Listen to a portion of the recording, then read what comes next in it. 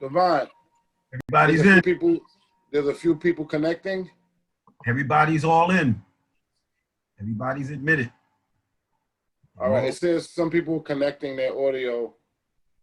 I just want to give them a second to let them. I see that you have them muted. Yes. I believe they muted themselves. I think they have to unmute themselves. You're right. I don't have a control where they can unmute. I can mute them. Let me see. How you doing, Melvin? Right. What's up, Michael? Hello. Hey, what's up, everybody? How y'all doing? All right. We're gonna move forward, and as people come in, we'll just have to bring them up to speed, or hopefully they can.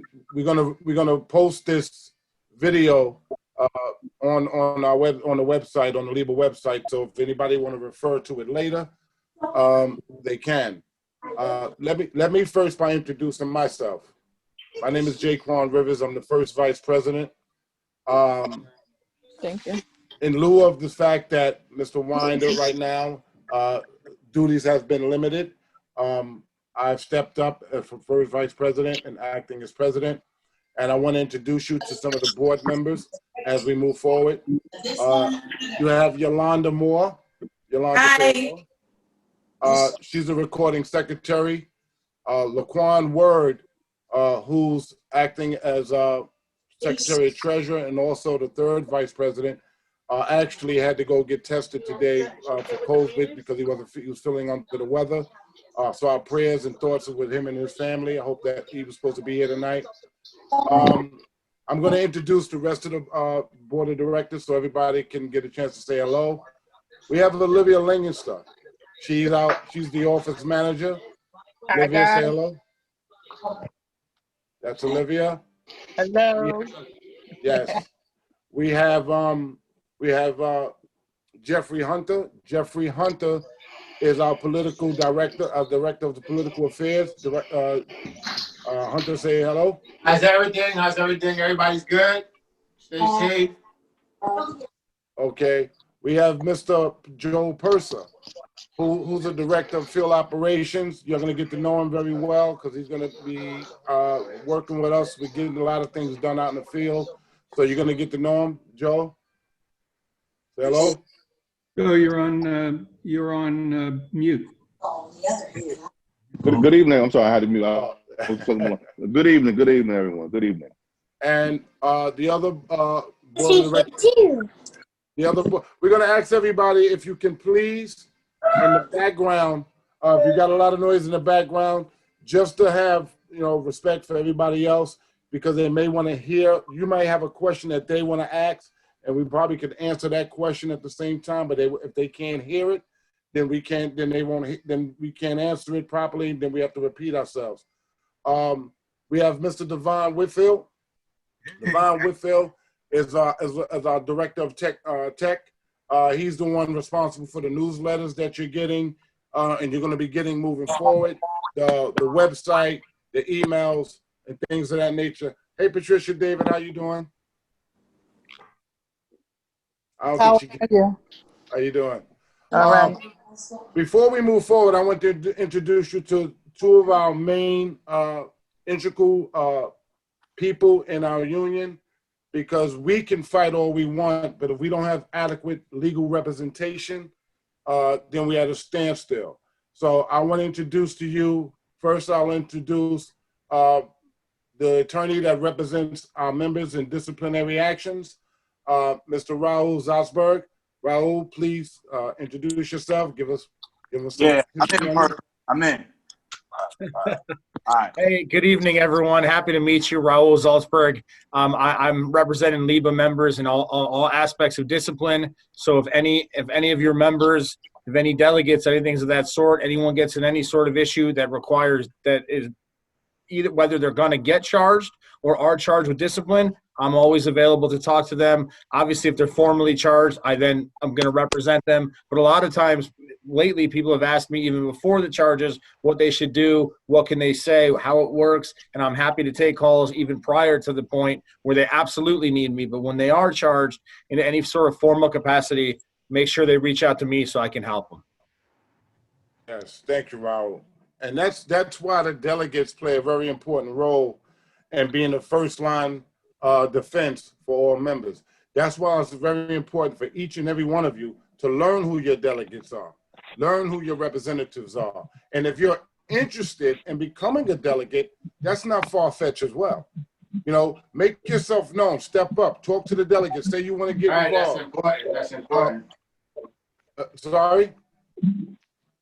Okay, yeah, we want to make sure that everybody is in the know. We want to make sure this is a family, whether people want to understand that or not. We the board, we're nothing without you. You're the membership. Without you, you're the union. And you have to understand that. We move on your impulses and your issues and your desires. We're here to make sure that everything goes in a certain direction, to make sure that your quality of life is protected and your work life is quality of life is protected, and so that you can live a productive personal life. Work for is to make a living, to provide for our families. That's the main thing. Our job is to protect that, to make sure that you're getting equal treatment, quality, the right money, the right pay that you're supposed to get, the right treatment on the job. And that's why we had to go out and get some very powerful lawyers who's not afraid of the city to deal with the city. And although we have an uphill battle, I think that we have a good legal team and a good board that's going to move this union forward in so many ways. We're going to have a time when we have a Q&A. I just asked that everybody refrain from asking questions while everybody's doing their introduction. We're going to open it up for Q&A. But if anybody want to know my basic history and qualifications, I've been working with unions for over 30 years. I worked in Teamsters Local 237. I came in as a shop steward. I was then promoted to a delegate. Then I was promoted to a liaison. And then I became a union official. And then I ran for president twice in Local 237, which is 24,000 members. And I only lost by 170 something votes. I'm muted. Just to show you that I've been involved in unionism for so long, and everybody on this board has a history with unionism, and we're familiar with some of the tricks that management play, some of the games that they do. But at the same time, we know that it takes us as a union, all of us, not just the person who's the president or the board. It takes every member to be a part of this family in order for us to have strength. So just with that being said, I want to bring on our other attorney. He's our labor counsel. I'll let him, he doesn't really need an introduction, but I'll let him give himself an introduction and he can give you more about himself, and then we can move this forward. Well, I'm a bit of a dinosaur because I was first hired in 1973 to be a CO, a correction officer in the city of New York. 4 years in, I was elected to be delegate to the institution I was working in. I transferred in my 5th year to a new jail on Rikers Island and was elected to that institution as delegate with a 2-week window to run for election. A year later, I was elected president of that union. It's an 11,000 member law enforcement union, at least during the time that I served as president for the remaining 14 years of my 20-year career. I negotiated contracts, of course, for city correction, but I also negotiated as part of a uniform force coalition, which I was a co-chair of, for police officers, firefighters, sanitation workers, and at that time, housing and transit police. I've led 4 strikes against the city, full-blown job actions, and none of my members were ever sanctioned under Taylor law. I got complete amnesty for every one of those job actions. And in the contract negotiations, never negotiated a contract for less than 8% increase in any one year. No war horse. I don't take shit from the city. And I believe in being persevering and not giving up because they like to stonewall. I'm currently labor counsel to the NYPD Captains Union. That's a uniform brass from the rank of captain through deputy chief. I'm a senior partner in 2 law firms. I retired with 20 years of service and a law degree, resigned the presidency now 27 years ago. So I've been practicing law for 27 years and working with civil servants. I'm obviously uniform friendly.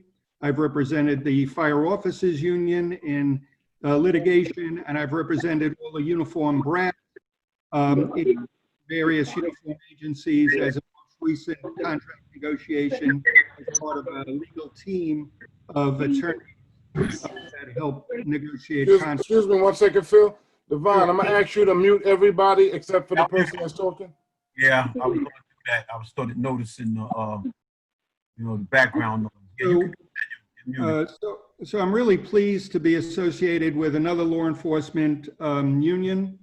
And I've been, since last November when I was hired, I've been advancing some of the efforts on behalf of the board as directed by the board to try to get better pay and benefits and other increases, which I'm sure I can touch on when prompted by your acting president or by a question from any of the members here concerning some of the legal initiatives that we've been taking to address some of the shortfalls in how the city has been treating SEA and ASEA members of LEEBA. I think that's enough about my background. Sometimes I'm accused of breaking my own arm to pat myself on the back, but I learned early on that if you want to be heard, you speak up. If you want to be appreciated, you shut up. So with that, I'll turn it back to Jaquan. Thanks, Phil. The basic reason why we called this meetings, for one, we want to change the direction and way we was doing things. We couldn't do a face-to-face meeting, so we decided to do a Zoom meeting. We wanted to start coming out to the field to start being more present and having more visual contact with everybody. But because of the COVID and all the pandemic and all the restrictions, we felt that this was the safest way for everybody to keep their families safe. But moving forward, there will be more transparency. As I stated earlier, there's a newsletter that's going to come out bi-monthly to keep you updated on everything that goes on with all of our contact information and things of that nature.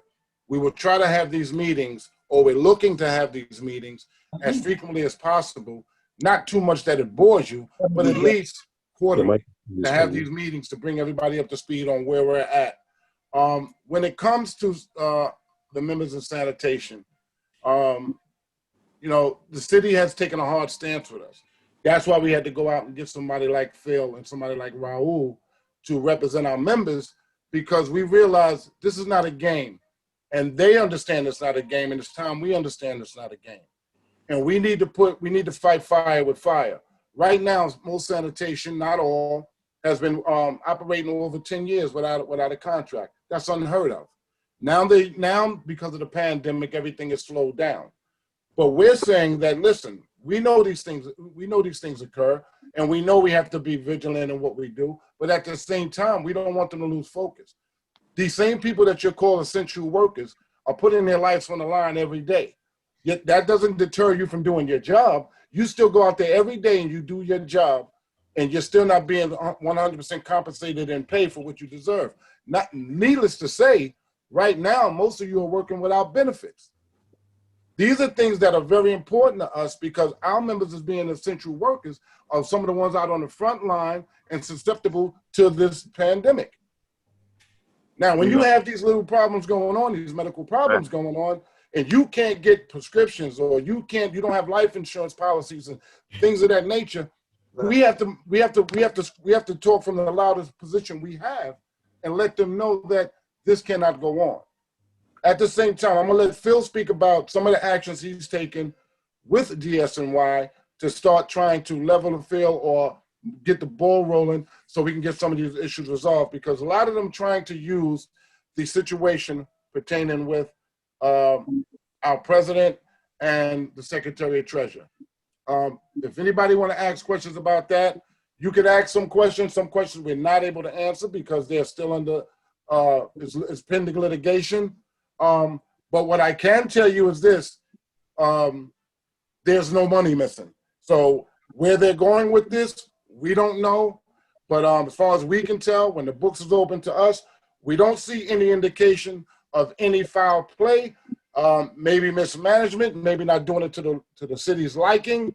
But as far as any outlandish criminal acts of money being missing, there's no sign of that. So with that being said, I'm going to let Phil speak about some of the actions that he's taken to try to move this whole contract negotiation. There's several other steps that he's taken. I'm going to let him speak about it. Hopefully when we get finished, everybody have a clear understanding of the direction in which we're going. Phil, if you mind. Thank you. We've had a number of meetings with the city early on, and then of course COVID happened, but we took some legal action just before the COVID pandemic. One of them was a lawsuit that followed up on a notice of claim that was made before my joining this team here by another attorney who's no longer with LEEBA. I followed through by actually filing a lawsuit. A notice of claim is just telling the city you may have a claim that you want to pursue, but you then have to perfect that within a year and 90 days. I perfected it before that, that horizon occurred. And that lawsuit is to challenge the city just violating the terms of the annuity fund and health benefit fund trust fund agreements. There are agreements following a contract agreement where each of these funds that are provided resources from the city each 28-day cycle is governed by these trust fund agreements between the union and the city. If they had a dispute over the management of those funds as they claim and challenged, it was up to them to actually file an arbitration claim, not to just stop the funding. So we're in court with that, but because of COVID, the courts were shut down. We don't even have a judge assigned to the case yet, and the courts are backed up to their eyeballs. So we don't see a quick resolution there, other than it does pressure the city to try to resolve it. In addition to that, a year later, from when they first stopped making payments to the two funds, the annuity fund and the health benefit fund, they placed the members after, well, let me backtrack. First, they only used the money that they claim was supposed to go to the members' trust funds, and they purchased a rider to provide prescription drug coverage. But that ate up all the money because riders are much more expensive than the mechanism that the union was using to provide prescription drug coverage, dental coverage, vision, and a life insurance policy. So they were poor managers themselves of what they criticized the union for. They did a piss poor job. And so after some time and some complaints, they got the mayor to open up the management benefit fund that normally is just used for managers of the city and not for any union member represented by a union. So any other civil servant who is not at the manager level could not join it. So the mayor wrote an executive order allowing LEEBA members into the management plan. The problem with the management fund is twofold.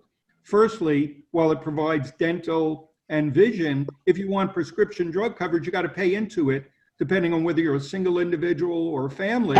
You pay more as a family member, and it's very costly. Now, if you're making $150,000, $200,000 a year and have to kick in $500 a month, you can afford it.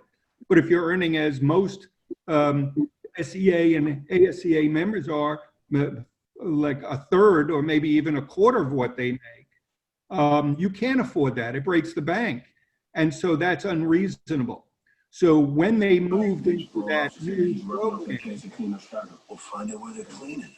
Pick them up now. So, I'm hearing some background noise. Please put it on mute if you can, please. So if you So when they did that, we took out an improper practice petition, which is essentially when you're in negotiations, as we are, or an impasse, the city cannot change the terms and conditions of employment. So we're in we filed an improper practice petition in the Office of Collective Bargaining that is pending. I recently sent emails and faxes to OCB to move forward on hearings on that, and they're not in the office. Everybody's closed in the city. Even the Office of Labor Relations, they're acting remotely. But we're pressing ahead and pursuing it nonetheless. And we believe it's very viable and a clear violation of the Office of Collective Bargaining rules as it pertains to changing the terms and conditions of employment. Further, LEEBA has, in response to the city's complaint and concern over what they deem to be improper management of the two different funds, LEEBA has hired a business that I'm involved with, which is Easy Choice, which provides healthcare management for unions. That firm is, I have partners in that firm, and they are investment bankers who have been each having 35 or so years in investment bankers and banking, and were managing directors of major international banks or capital equity funds. Recently, a member joined the board of directors who is a managing director of Aon. Aon is an international corporation operating in 120 countries. They're a multi-billion-dollar company. They're a reinsurance company that does these health benefit programs for employees. But they used to do the management for the city of New York. Aon, it's AON, managed the city's program, like the GHI or other health programs that the city manages, not the dental, but the hospitalization and the medical coverage. They did it up until the time that that Mayor de Blasio came in and he changed the parties that provided that service. So the city is very familiar with Aon. And then in addition to that, a national insurance company that also does health benefits has now come on board. And as of yesterday, I wrote an email to the Commissioner of Labor Relations and the First Deputy Commissioner and General Counsel, letting them know about the inclusion of these two international and national corporations that are poised to work out a transition to get the money flowing again and having members covered by all of these benefits without having to kick in their own money. And of course, we have the leverage of two legal actions to help promote movement on the city's part, because it's all about leverage. If there's no leverage, they could give a shit and they're not going to do anything. So we're trying to create as much leverage as possible and as much comfort with the kind of corporate involvement that they would feel that there's no possibility of any corruption or improper management, because these companies have great depth in experience in this area and are not subject to the kind of corporate scrutiny that smaller companies might be. So that's moving on that front. One last thing is I actually had just for SEA members, some of you may know, because we've had contact with some of you members about a discrimination action, because the sanitation police are earning far greater amounts of money and doing the same work as sanitation workers are, sanitation enforcement workers are. And so we have two actions that are going to be moving forward on the EEOC front, and hopefully then going into federal court on that. And that is, one, an equal pay complaint, because women have a disparate impact in that they're not being paid the same as the sanitation police, and there are state and federal laws concerning that. The state has not given up their right of protection from an action against any government employee. They have protection unless they waive that. But under the federal laws, there's no such requirement that they waive it. And so we could come in under the federal laws for equal pay for women and what's called disparate impact. We don't have to prove intent. We just have to show that there is an unfair outcome for the women. We also are claiming discrimination on minority status for similar reasons, in that the predominantly white sanitation workforce are taking work away from sanitation enforcement agents. They're not even hired for that purpose, and they've been repurposed, taking away the work and at the detriment of minority sanitation enforcement and of course the supervisors in sanitation enforcement. So we feel very strongly about that. We have a prepared retainer agreement. There's no money that the member has to pay us up front. It's all contingent on a successful outcome. Court will determine what the fees are, and typically when we win, the losing party, being the city of New York, has to pay the attorney fees. So that's going to be presented to each of the members, because each of those that have given us their names and willingness to participate in this effort, they have to sign a retainer agreement saying that they're hiring us for this purpose. And we've already prepared charging documents, which are the documents that go to the EEOC, which is the federal agency that first looks at claims of discrimination and violations of the federal statutes for protected classes. So that's moving forward. We had about an hour and a half meeting among the two firms that are doing this. It is envisioned to be what's called a class action, so that everyone, even those members that aren't named in the original complaints, can be covered and to join the class once the lawsuit goes forward. But under the procedural mechanism, you first have to go to the administrative body of the federal government called the EEOC.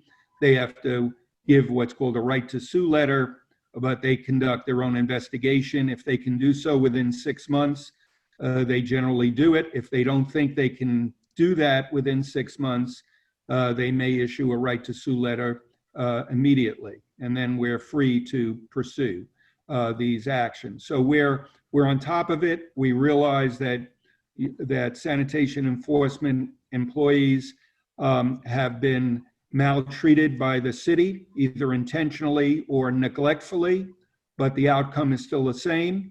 And this union has given me instruction to proceed aggressively, and I take no prisoners. I am not afraid of the city. Nobody's going to browbeat me, and as long as the reins are let loose by the union hierarchy, your board, I'm going to do everything I can to follow through on the request of the board on behalf of each of one of you that has been, as I'm sure you know, maltreated all these years. Thanks, Phil. Thanks. Wow, you summed that up. To sum it all up.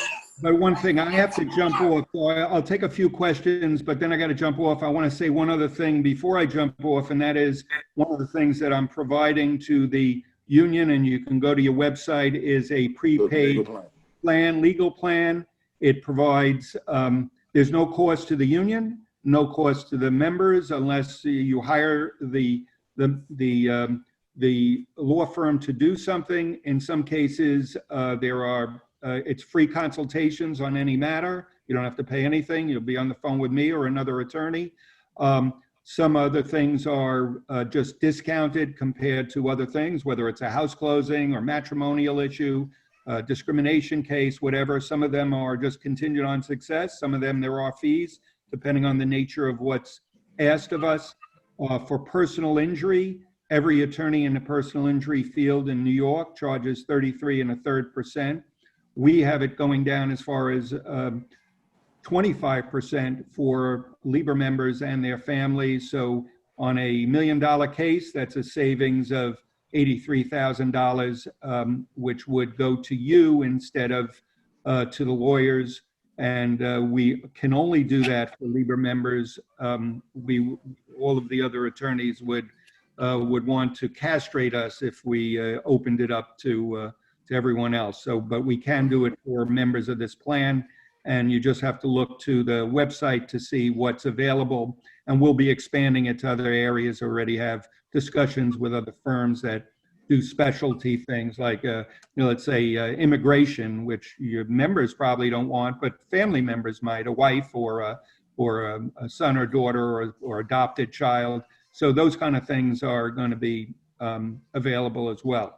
So I'll take a few questions, but I do have to jump off. I'm in the middle of something, but I do want to be respectful of the members at this meeting. Okay. Before Phil jump off, is there anybody that have a question for Phil pertaining to his position on legal matters? Yeah, you could just simply unmute yourself and speak. If you would like to speak. If you want to ask Phil a question, we're going to cover a lot of other things, but if you have a question specifically for him, we just encouraging you to ask it because he has to go. So maybe you can get your question answered before you go. We're going to keep the meeting going now. Anybody? Okay. One of the things that Thank you. Let me just step up, but before I do, the door is open. As I said, it's free consultation. So if there's something that's personal, you don't want to share it at this kind of forum, you can get my phone number either by calling the board or looking on the website and call me. And I can't always get to the call that day, but I never duck calls, and I'll get back to you. Thank you. All right, have a good one, everyone. I think you had somebody that wanted a question. They had a question. Oh, okay. Where is that? Somebody had a question? I see somebody wave their hand. Maybe not. Okay. All right. Good enough. All right, Phil. Bye, everyone. Have a good evening. Bye, Phil. See you, Phil. I just want to reiterate something that Phil said. Again, as he said, these privileges are for LEEBA members and their families. And it's the same thing that goes with Raul. We want to make sure, that people are full active members in order to take privilege in some of these programs that we have coming out there. There's going to be more as we move forward. As you can tell, we're moving in a different direction. We're trying to be a little more open with a lot of things. So a lot of people thought nothing was going on, but as you could tell from listening to Phil, there's a lot going on behind the scenes. And for those who don't know, Raul has his hand full. Raul handled several cases already. Raul, you want to give a little update on some of your cases or how that? Absolutely, my pleasure, Jaquan. Thank you so much. Yeah, as Jaquan was saying, guys, I've been on board for a little while with LEEBA now, and I've been dealing with all sorts of discipline matters. Some of them have already been pending and are going to trial at oath. Others we were able to resolve with a resolution that left our members very happy. But yeah, it's one of those things where we can only do it through membership, through unity, and through the delegates. A lot of times at first, when I first jumped on board, they weren't even aware that they had that option. And as Jaquan worked so hard to educate members, worked so hard to get to delegates, I've been reaching out to delegates. As we've kind of come together as a family, you've come to see that being a member offers a lot of benefits. And one of the biggest ones is you have someone in your corner, myself, who fight for your job, who fight for any sort of penalties that try and take from you. I completely understand. Anytime they want to take a vacation day, anytime they want to take $1, anytime they want to mess with your overtime, that's your life. That's your livelihood. And they shouldn't just get away with that. And the best part is I love a good fight. And that's exactly what we've been doing. And we've been getting things done in a way that I know members have left satisfied and been happy to avoid what would otherwise been discipline that they had no idea they can have an attorney. But the second all of a sudden they tell them to call my lawyer, the conversation changes greatly. So I implore you guys, I'm on the website. I'll put my number in the chat. Call me directly. As Jaquan knows, we talk at night often. I'm available anytime for members. I make myself as available as I can be. There's never more than a 24-hour period when I don't call back, and that's if you kind of reach me at night and I'm asleep. But beyond that, I always get back to members, and I make sure their jobs are covered, and that management has no ability to screw anyone over. And so with us in your corner, with Jaquan in your corner, with the board in your corner, we're stronger together. So I encourage all the delegates, if you haven't reached out to me, please do. I'm going to put my cell phone in now and call me anytime. But we want to protect the members, but you got to be a member to do it. And you know, that's all a big part of it, but we're happy to do it. So come together, and anytime you need me, guys, my number's coming in now. Thanks. Yes, thank you, Raul. My pleasure, Jaquan. Thank you. You guys are very lucky and fortunate. I've worked in many other unions, and to have delegates like Joe Purser, Sean Milan, and Jeffrey Hunter, you guys are privileged because you have knowledgeable people that's on the front line, people that are not afraid to speak up, people that are not afraid to handle business out there. So a lot of times, it doesn't even get to Raul, believe it or not, because they handle it. But if something needs to be handled, there's a chain of command. The same way the city try to have a chain of command, we have the same thing. Most times they handle those situations. If it's brought to me or across my desk, I immediately make sure that we reach out to Raul. And if it has to be handled by an attorney, it has to be handled by an attorney. And most unions and Teamsters with over 24,000 members, you don't see a lawyer until after you suspended the 30 days and they're going for your job. We're not doing that here. We believe we can get you any raises all we want, but if you don't have a job, the raises ain't gonna do you no good. So the bottom line is, first thing we gotta do is protect your job. That way we fight together. So before I go on with anything else, is there anybody else from the board that want to say a few words? And if you are, could you please keep it brief before we open up for the Q&A? Anybody? Nobody has questions? Nobody? No, that was just for the board. Now we're going to open it up for questions. We talking, we may have missed an issue. If something you want to know, please feel free to ask. You will get an answer. And if by any chance we can't answer, we'll have the answer for you tomorrow or as soon as possible. Because it's really not that difficult. It is what it is. We're doing what we have to do.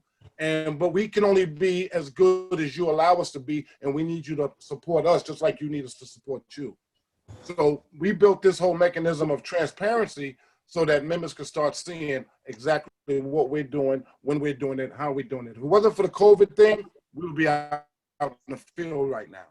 Because I want to come out there, I want to see what's going on. We want to get to know what's actually happening at each of your locations and how you're being treated so we can address it together. Because they need to know that your union is behind you 100%. And do not be afraid to pick up that phone, reach out to one of your delegates. You will get answers and you will reach it, and the board will be aware of what's going on. So at this time, Jaquan, let me just say this. Just want to give him a brief update on the Political Action Committee. Basically, LEEBA endorsed two assemblymen, Carl Berberick and Kevin Barnes. They both won seats in the assembly again. They both got reelected, so they just wanted to tell the members the thanks for the endorsement. So I'm just letting you know that LEEBA is trying to deal with this from all perspectives. To be politically connected or political connected is very, very important. So that's something that we're focusing on, and we're trying to build our political connections. So I just wanted to provide everybody with that update from the Political Action Committee update office. Thanks, Jeff. Appreciate You're that. welcome. Okay, Divine, if no one else on the board wants to speak, you can open it up for questions. Please be respectful to each other. If someone gets in first, let them ask their question and let their question get answered. Divine, you can open it up. Yeah, you can unmute yourself and ask your question. All right. Do anyone have a question they want to ask? Yes, actually, my first question, can you hear me? Yes. My question is about our pension. Any money being put aside for our pension right now? As far as your pension, you said I'm saying, you said your annuity or your pension? The pension, the annuity, anything from the city being I put can't, aside? somebody has a child. There's some children in the background. I'm having a hard time hearing. Yeah, I might have to mute him. I unmuted everyone, so you got to ask everyone to kind of have some consideration for individuals who's speaking. Thank you. Right. I'm sorry, Nicholas. What you were saying? Say that again, please. Do we have any answers as far as the last meeting that we had? They were talking about our annuity, our pensions, about the city having money put aside for us. Did we get any step further as far as knowing where that money is and where is it being put into? Well, you're talking about two different things. Your pension and your annuities are All right, let's get into the pension. always going to be separate. All right, Your let's pension go pension. Okay, yes, your pension is your pension. Okay, yeah, your pension is where it's at in the retirement system. That is steadily going there. It comes out of your check. That goes right there. That got nothing to do with the annuity. So that automatically goes there, and that's automatically goes right into your pension account. All right, do you understand that? I mean, if you don't, please. Okay, I got it. It's on your check. It's from NICE. You understand? Yeah, Yeah, your pension is totally separate. All right. Yeah, your NICE's account is totally separate and independent of everything else. So that automatically goes there. That's secure. That's there.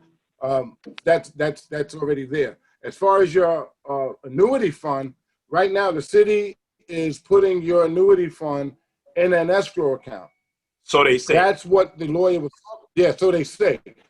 Right now, that's what the lawyer was saying. That's what we are addressing because we need the city to give us more proof of where this money is at. Because when the time comes, they're going to have to crunch the numbers and they're going to have to know what you're supposed to have, and it should be in there.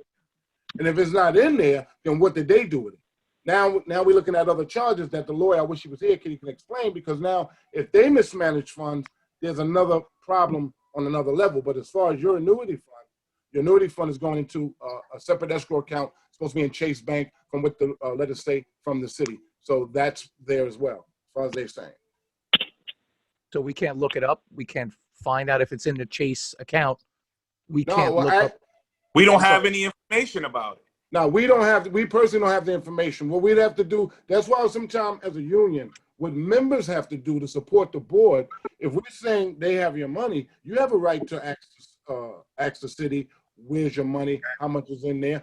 We can't do it for every individual, but the individuals have the power to write them, call them and say, listen, I want to know what's in my annuity fund. They're not telling us anything. That's why that's why the lawyers had to take such drastic measures and filing lawsuits and improper practices. If you was listening, if you heard what what Phil was saying, we filed like 3 different actions against them for all these different things. Because you're right, you as a member, you deserve to know where your money is and that is secure. And they breached the contract, the citywide agreement, and they have to come up with your money. Right, the union has nothing to do with your pension. That's nicer. Right, the union, right. The union. Or as it stands, your annuity. Right. Are you currently set up online with your NICE's account?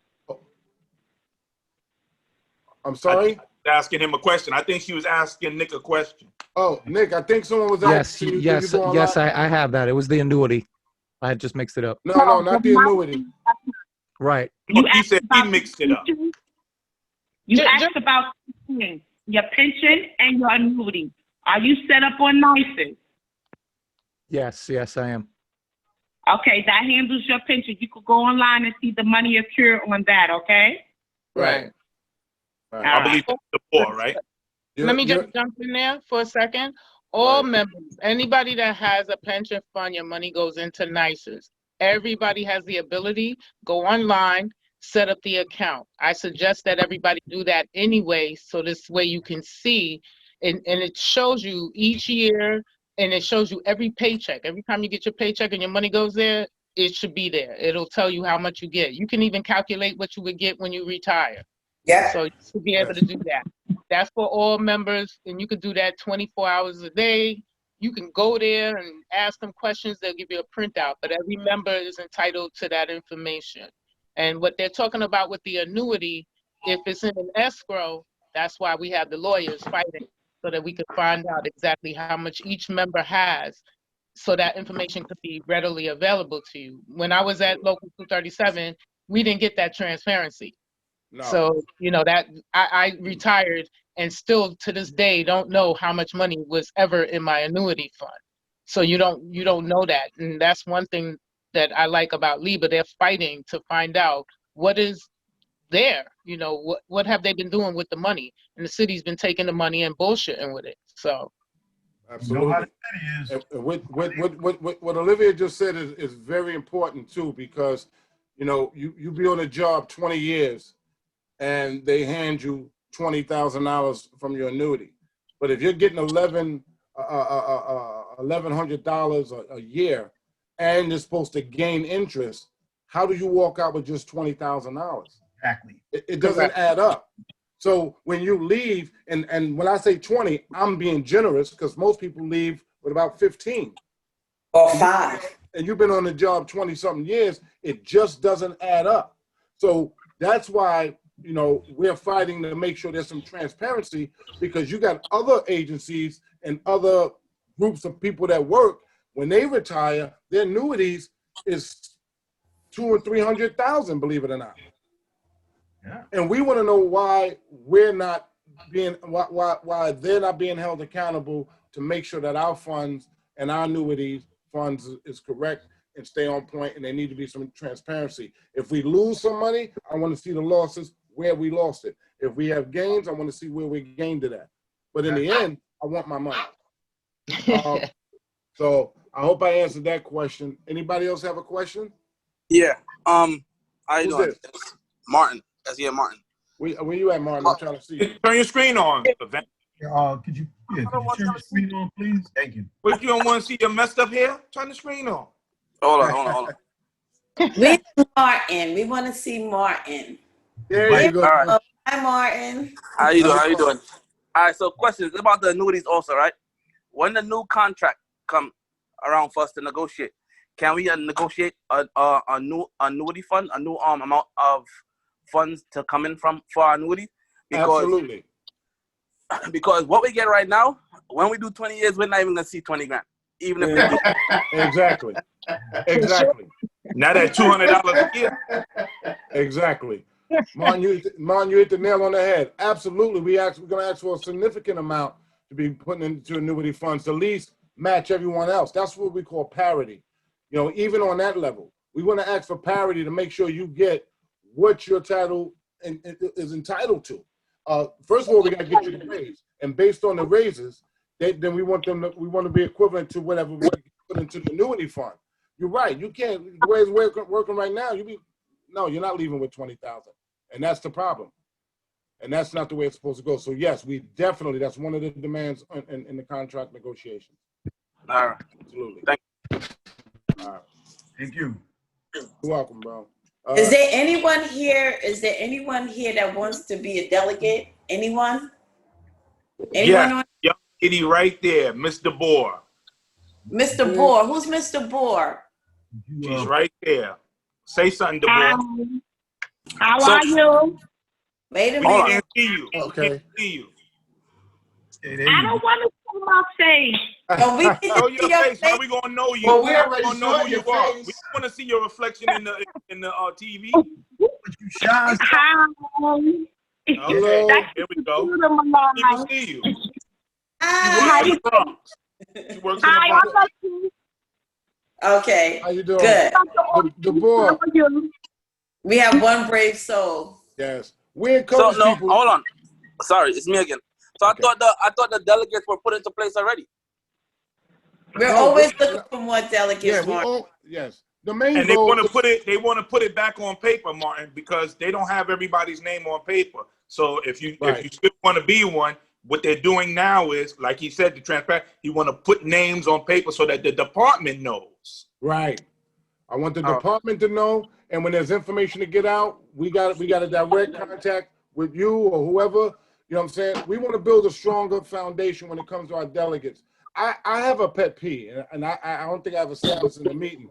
I got a problem when the agencies try to mess with our delegates and our shop stewards or whatever.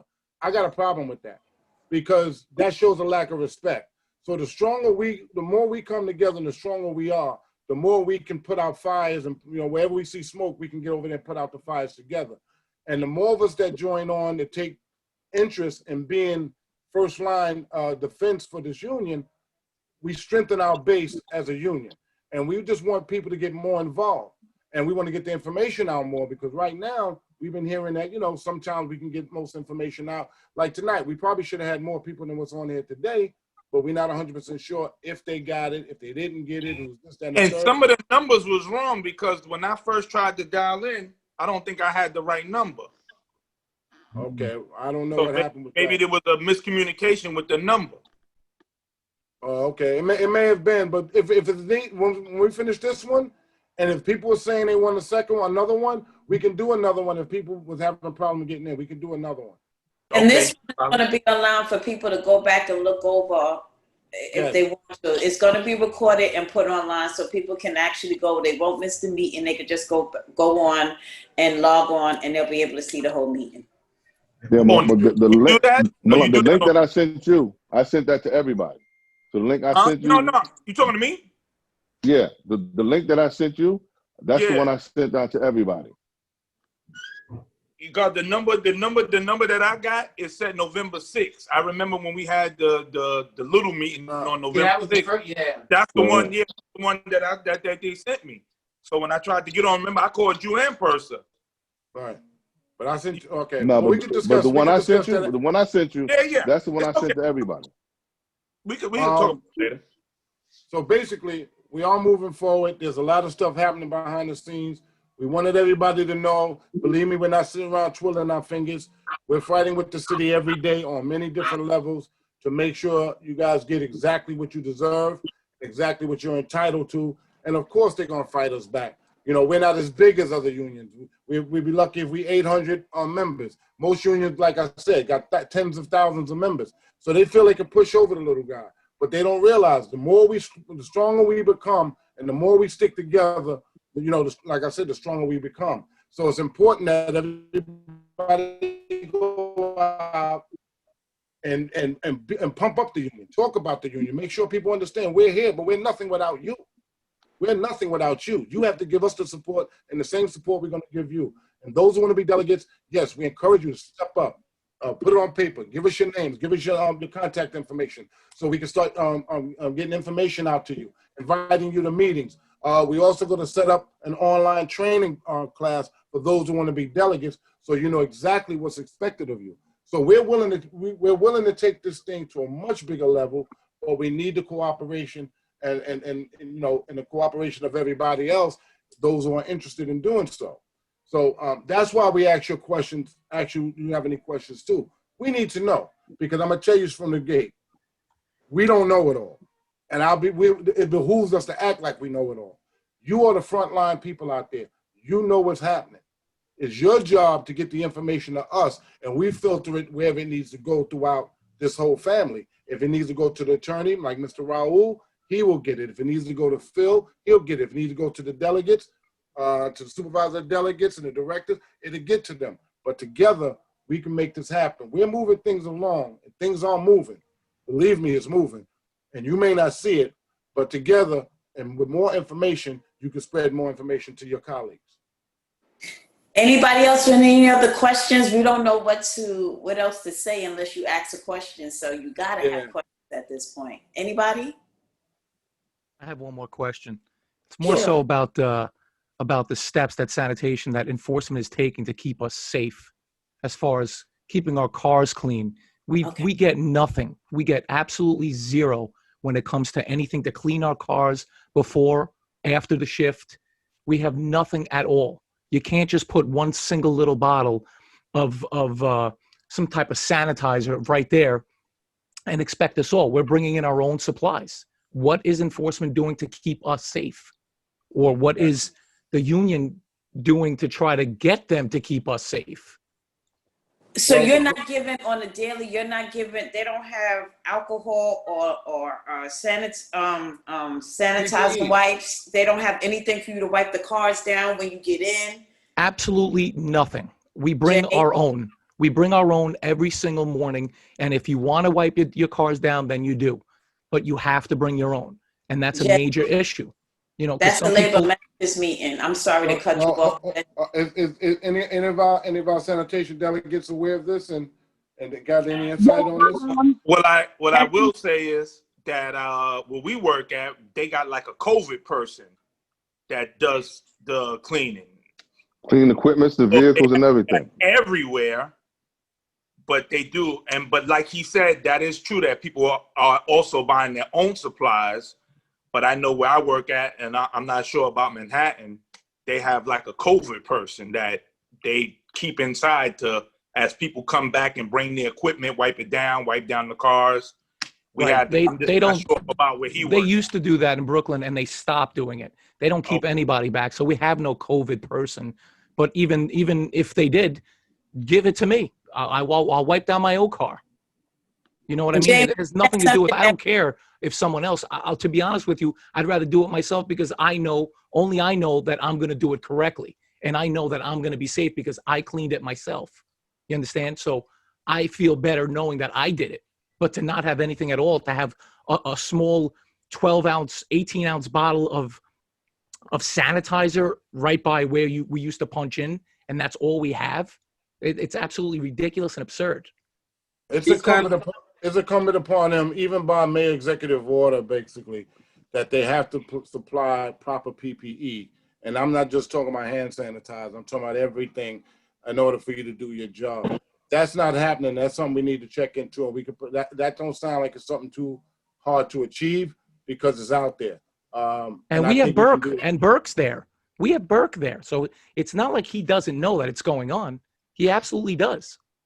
So then the delegates have to, within the next couple of days, call each station and find out if this is true or not. And then, Jay, we probably have to have a labor managers meeting, or you send a letter, because there's no way. I work for DP Police. We have boxes of supplies that come twice a week of Lysol wipes, alcohol bottles, masks. We give out masks, 5 masks each day. Whenever somebody asks for it, we have them in the post, we have them in the cars, and we have them in the locker rooms. So it's no way that sanitation doesn't have the ability to get the same thing. This is coming from the city. I'm even hearing this.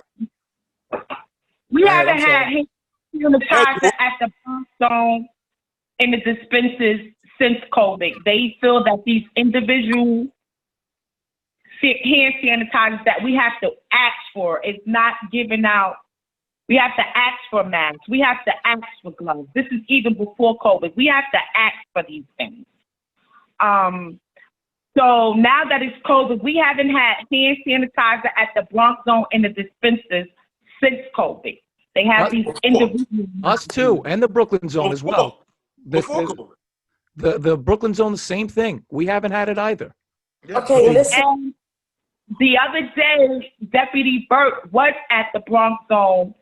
It was 2 agents. I don't believe they got written up because I tried to diffuse the situation, who bought supplies, PPE supplies, and Burke did a vehicle check and tried to condemn them for purchasing those things. What? Was that Jones, right? Yes, Lysol wipes. They bought Lysol wipes. They bought hand sanitizer, and I had to diffuse the situation because it was like he was about to, DeVore, can I ask you a question, DeVore? So you guys don't have the individual hand sanitizers up there in the Bronx, neither? No, that's we have the individual ones. Yes, we do, but we have to ask them. Oh, okay. It's not laying around nowhere. We have to ask for them. Well, we're in DP Police. That's the same thing too. The supplies stay within the sergeant's office. Okay. And when the tours come in, listen to me. When the tours come in and they're being assigned, if you got a vehicle and you want the wipes or you want the whatever type of sanitizer, you just request it to a sergeant. That way we can keep inventory and people just not going in and grabbing everything. Somebody has to control of that, which will probably be the supervisors. I mean, that's no excuse for you not to have the supplies where you are. That's no excuse. And it's no excuse that we're just finding out about this now. This is what you have a union for. If this is an issue, you have delegates for that reason. And the delegates have the board. So we should have been notified of this immediately. Immediately. Let me ask, is everyone aware of, or does everybody know all the delegates? Everybody know Mr. Milan, Mr. Purser, Mr. Hunter? Do everybody know those individuals? Of course they do. Yeah, Okay. yeah. Of course they do. Because that's what Yolanda's alluding to. She's saying that if this is an issue. No, but she works in the Bronx with Milan. Milan and her work together, so. Yes. Right. Nicholas, where do you work at, Nicholas? Brooklyn. He work in Brooklyn. I come out of Brooklyn, correct. And we don't have a representative in Brooklyn? No, we don't. No. Okay, no, Nicholas, then I need for you, Nicholas, to actually send an email to Milan or to Purser or to Hunter, and I need you to send an email stating what you just said so that we can have I'll be honest with you. I've been out for the last week or so. I went and took a COVID test just because I haven't been feeling well, so I haven't even been to work this entire week. You can still email them. You can still email them. This is an even better reason for you to email If you need my email, Nick, I'll send it to you. I got your phone number. Okay, thank you, sir. Okay, thank you for bringing that to the front, to the Absolutely. Appreciate it. Especially Nicholas, being that we're about to go into the second wave. Yes. We need to knuckle down on it, and we thank you for bringing it to our attention. Additional cars? Any news on that? You know, snow duty's about to come rolling through. No. Still putting people on foot. The department don't discuss those things with us. You know, about extra cars and all that. At least not at this juncture. They don't even know what they're going to be doing this right now. Right. With everything going on, because remember, you still got possible furloughs, layoffs, all kinds of stuff. You know, it's a whole lot of stuff going on within the city, so they're not even talking about that stuff yet. Well, Purser, I am alarmed. We did speak to the chief in regards to the vehicles, and he said at this time there'll be no new vehicles coming to enforcement. So we're gonna have to make do what we got. So we explained to him that when we start doing our snow operations, we're not gonna have an adequate amount of vehicles. And he said, well, you guys just have to do the best that you could, and that's where he left it. So that's where it's at right now. Yeah, every year, magically cars seem to pop up, always during snow duty. They're never around any other time, but as soon as snow duty comes around, they pop up, and all of a sudden we have enough cars. Seems to always work like that every year. I've been here 6-7 years already. Every city agency plays that game. Right, but you go to a garage and you see they have 10 cars that nobody's using, or these guys, every garage has at least 4 or 5 cars that are just sitting around collecting dust. Yes. Yeah. Yes. Well, let me just add something to the mix for you guys. You know, we're talking about issues that are going on at your locations, and obviously COVID is in our way. But one of the things that we're going to be implementing is every 2 to 3 months or so, we're going to ask the delegates to give us updates. So the things that you guys are talking about, those are the things that the delegates are going to want to know, or even call us directly so that we can have an update. So all those issues can be addressed. Don't sit on issues and, you know, wait until you think the union knows and you want to know what the union's doing about it. So what we're going to be doing is every 2 months to 3 months, we're going to have updates from each site so we'll understand what the needs are at each site. And those call for labor management meetings. That's what needs to be done. That's the whole, you know, you got to take them to a whole nother level. Don't let them just sit around and, yeah, the 10 cars are over there, but we need them, or we don't have PPE, or we don't have this. So that this way they understand that we're not playing. And that's the new direction that, you know, Jaquan is talking about, that we're going to be going in. So every 2 months, every 3 months, we're going to do a review. And we're also going to be coming out to the locations too, so that we can see what's actually going on. That's a whole new way of looking at it. Don't just sit on it. Put it down on paper and make sure that we know. We don't know. That's something new. Like, that's not something we know, that you don't have the equipment that you need. So somebody has to know that, whether you're in the Bronx, whether you're in Brooklyn, whether you're in Manhattan, everybody needs to have the same thing. So that should be the goal for all of us, okay? And we're going to be working. Olivia, I don't think they have that issue in the Bronx because Milan is right there, and he knows that if he don't have it, he knows how to get it. So I don't think that issue's in the Bronx. But there's an old philosophy. But now, with respect to the labor management meeting, personally, myself and Milan, we did speak to the chief and Dan Hagovic in regards to a labor management meeting, and Dan was saying that at this time they're not really meeting because of the COVID-19. Again, they're going to use that as an excuse. But as soon as they open it up and they're back in the office, then maybe we can suggest a Zoom meeting. Well, we said meeting. I don't care if it's on yelling from cans. It just got to be addressed. We can't have people out. I don't care how we do the meeting. We can do it virtually, do it by phone. We can do it by pigeon, carrier pigeon.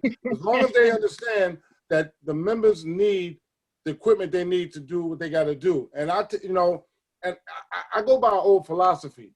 If you attack a member in Brooklyn, you're still attacking a member in the Bronx.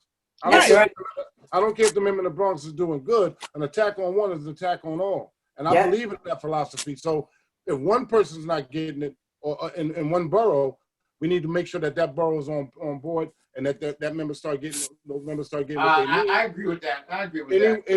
Anywhere the smoke is at is where we need to be visible.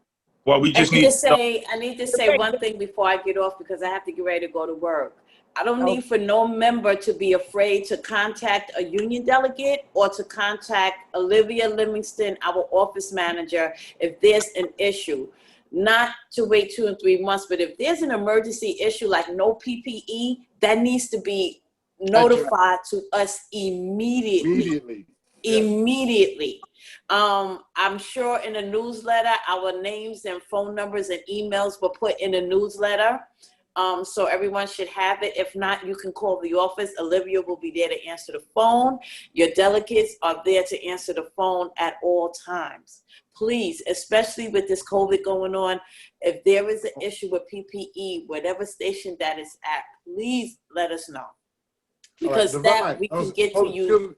Excuse me 1 second, Devon. There's some people on the chat that's saying they've been kicked out of the meeting and can't get back in. Right, and a lot of them have questions. Olivia, can you take that over for now? Because I have to get ready for work because, of course, we got to go protect your water supply system. So I got to make sure everybody's where they are. All right? A lot of people are asking questions via text. In the waiting room. There's no one in the waiting room. Everyone who's... No, people saying they got kicked out or Some people are saying they got kicked out, but I don't see any questions in the chat. Well, one says, what year will we get a contract? And somebody text something, What's the under and over in years? And that's from Joey Ben. Good night, everyone. Nicholas, we'll good night, Yolanda. Have a safe tour. I'm gonna stay on the phone. I'm just gonna go off visual. As far as when we're gonna get the contract, that's what the lawyers is vigorously fighting for right now. And everything, the pandemic is holding everything up. Most people say, well, look at it. It's been that long. They got to give you all that money back. Yeah, but I know you need that money today. We know that you need that money today. So we're doing everything we can to push the envelope. Phil was being nice, but he said he talks to me a lot. He talks to me a lot because I'm always pushing him about the next step, because that's the only way we're going to get to the goal. We got to keep pushing this and keep pushing the issue. You know what I'm saying? They say the only wheel they get the oil is the squeaky wheel. So we're going to keep making noise until they understand that, listen, our families are important. Our quality of lives are important. Our jobs are important. And we're going to keep talking. We're going to keep yelling that until they understand that. And we're going to keep pushing. No matter how many times they try to send the feds in here, no matter how many times they try to put us in investigation, because we fight the big boys. Because we're not part of the AFL-CIO. We're not a part of the good old boys network. And I want people to understand this. When you're a standalone union and you fight for your members, they come after you and they try you. They did it with COBRA. They did it with PBA. All these are standalone unions who eventually got involved with the good old boys network. We're not a part of the good old boys network. We're a small union that fights for the rights of members. A lot of these union leaders have lost their way. It's not about you anymore. It's about them. LEEBA is one of the only unions that's still left. It's about the members. because it's ran by members. It's ran by people who come from unions. So with that being said, that's why it's important for like you, Nicholas. If you don't want to be a delegate, reach out to somebody. We want to try to get a representative in each borough, in each zones or each places. That way we'll know we have a finger on the pulse of what's going on throughout the entire division. That's the only way we're going to know. And once we know things like this, we can deal with it head on. So with that said, I mean, if anybody have any other question, any questions about anything, you want to know anything, anything you want to say, you want to add on, please feel free. We got a couple more minutes, so. I have a question. Yes. Who are we speaking to? Who's that? It's SEA Restivo. Put yourself on.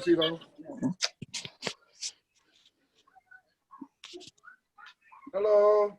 Hi. Hi. I have a question in regards of Paid Family Leave Act. Are we not participated in it? Excuse me, are you not what? The Yes, Paid Family we have Leave Act. FMLA. Oh, I can't hear what she's saying. What she said? She's asking about FMLA. What about it? Medical No, the leave. Paid Family Leave. We're not participated in that. I know there's other agencies that are participated in it and it comes out of their check. We're not participated in it, and I'd like to know why. All right. When you say paid family leave act, for what? For what exactly? For when you have either adoption or whether you have a kid, it's basically FMLA, but you get paid for it, either 60% or whatever it is. Well, I don't really know the answer to it. Is anybody familiar with that, with the paid family leave act? I know about the family leave act. I know about paid the family leave. I don't know about the paid part. Well, that's what I'm saying. I don't know too many agencies that I know, and I've talked to a lot of different agencies, and they're not getting it, especially government agencies. So I'm not sure which agency you're referring to. Maybe she can tell us what other agency is getting it. Well, DOT is participated in it. No, they're not getting it. We represent Yes, DOT. they are. My husband's in DOT now. Okay, what does he do at yeah, DOT? What does he do there? He's a traffic device maintainer. My father-in-law, he's also in DOT. He's what is he? Highway repair. He's also participated in that as well.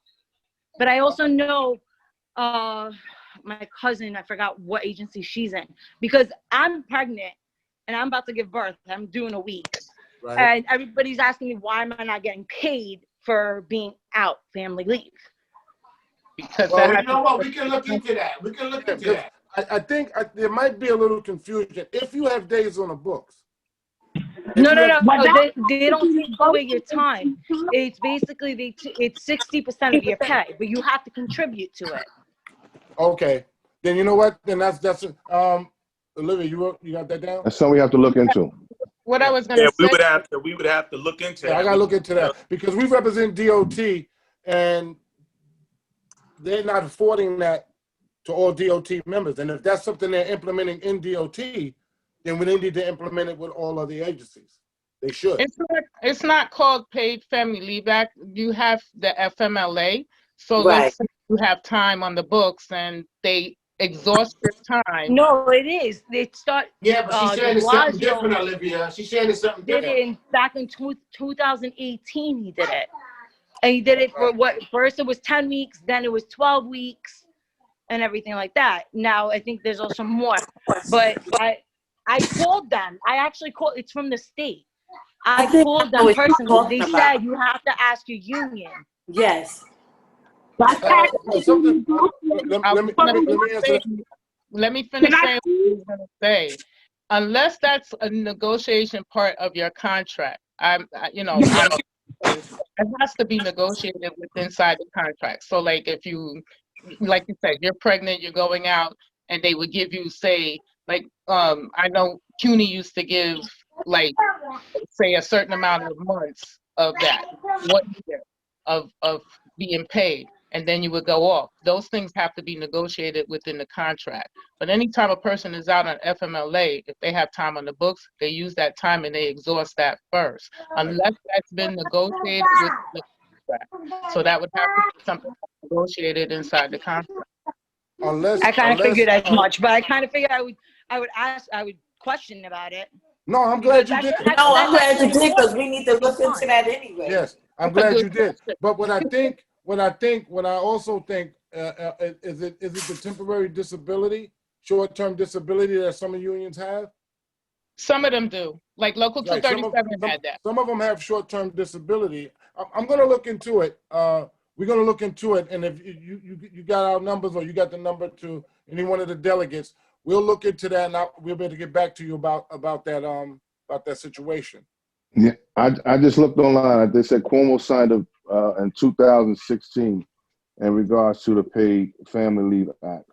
It's for a bond with a newly born, adopted, or foster child, care for a family member with a serious health condition, or assisted loved ones when a spouse, domestic partner, child, or parent is deployed abroad or active military service. So there is something that's on the books. That's I don't know. FMLA. But that's from the state, though, right? So then that would be a state mandate. Yeah. Just like when the president did it, it was a federal mandate for Family Medical Leave Act. Right. It's Right, so it has to be negotiated in a contract. Some unions did it. DC 37. Hold it. Who's talking, please? Opt into it, and their new contract is negotiated in it. That's what I said. It has to be negotiated into the contract. If it's not, then you what the person just read is under the Family Leave Act. That's under the state. But what you're talking about, it is the state. It's the state. Now you have to have that negotiated inside the contract. Okay. Well, like I said, we're gonna look into that. We're gonna look further into that. Yeah, just to make sure. Yeah. Because I'm interested in that too. Because if that's the case, and if it's out there, yeah, I'm should be afforded that opportunity right off the bat. Absolutely. So what's the young lady name? Restivo. Yeah. We're gonna be looking into that. You can get back to us by the first part of next week, and we should have some type of tangible answer for you. If it is something that have to be negotiated, then we have to do that, make that part of our negotiations. If that's something that's just afforded by the state automatically for public employees, then we need to find out I know why. it has to be participated in because you contribute from your paycheck. So yes, because my husband has a contribution to his paycheck as well every time. So it's probably contractual. Yeah. Contractual. Well, thank you for that. You know what? That I'm glad she brought that up. See, this is why we gotta have meetings. Things like that need to come up because what I said in the beginning, we don't know everything, but together we know a lot. And I thank you for bringing that to us because now you gave me some homework because I want to know just on a general purpose now. Is there anybody else that wanna ask a question, bring anything up before we close it out? Sounds good. Somebody mentioned they're gonna be retiring by 2026, and they want to know if the contract is gonna be negotiated by then. We hope so. Yeah, we hope so. Yeah. We hope so. You're gonna have a hell of a retro check. Yeah. Yes, we're all jokes aside, though. Yes, we're moving vigorously to try to get this resolved. What I believe is that after the new year, they was stolen everything because of the election. That played a big role in it because they was talking about the stimulus packages and they didn't know if they was going to get it. Now that the election is over, we're going into a new year. I think they're going to loosen up and we're going to be able to make some headway with a lot of things. That was stopping a lot of stuff because they was waiting for the election, the economy, the COVID, all of that together played a significant role. But yes, I think we're going to be able to resolve a lot going into the new year.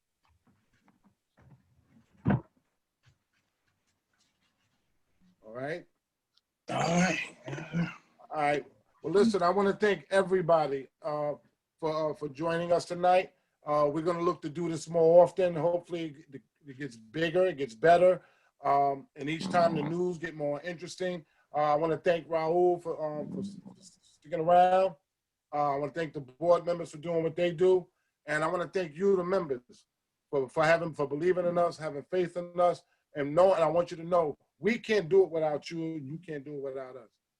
We have to do this thing together. So it's important that we stay in lockstep and we stay in communication and we continuously have these open forums so we'll know what's going on, because we learned a few things tonight that I'm very pleased at.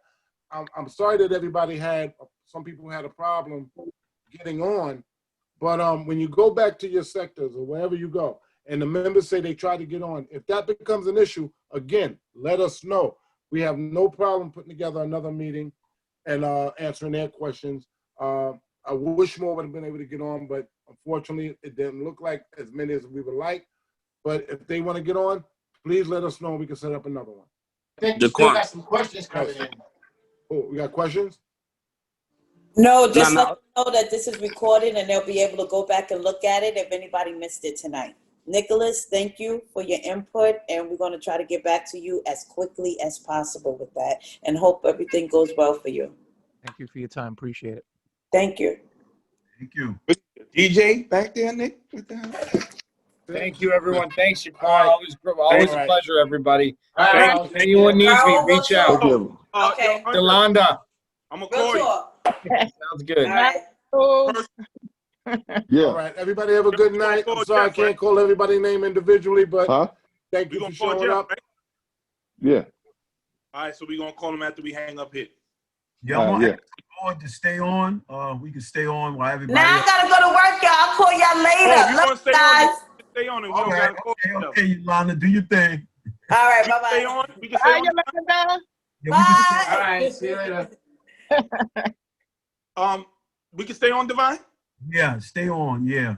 All right. Yo, Jeff, I'm not feeling good, so I'm not coming to work. And person said, just wait. I think wait till everybody get off, and we'll get on thing to talk about. All right. Removing them now. Whoever's not removing themselves, I'll remove them. All right. Good looking. Give it a minute.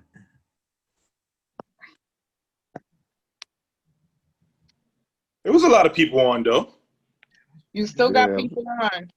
Yeah, there's a lot of people on. No, I'm saying there was a lot of people on. I know. Close to There's 40. still people on. Yeah. Devon, approximately how many people you think was on? Hold up. Let me just finish. Deborah. Yes. I heard a lot about you. Who's I'm speaking to? This is Jaquan Rivers. How you With doing? If you turn on the vision, we can see you. Oh, well, I kind of let her go. She wasn't with the board. Oh, all right. Oh. Yes, this is the board right